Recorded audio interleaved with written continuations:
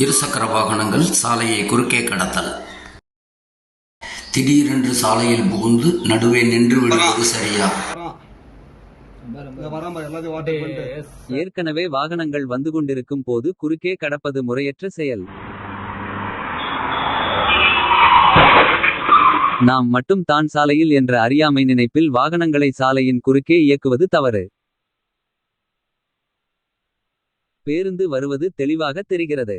பிறகு ஏன் உள்ளே நுழைய வேண்டும்? ஏற்கனவே அச்சாலையில் வரும் வாகனங்களை நின்று கவனித்து பாதுகாப்பை உறுதி செய்து அதன் பின் கடந்து செல்ல வேண்டும். இருசக்கர வாகன ஓட்டிகள் கவனத்திற்கு. எந்த வாகனமும் புறப்பட்டவுடன் 60 கிலோமீட்டர் வேகத்திற்கு செல்லாது.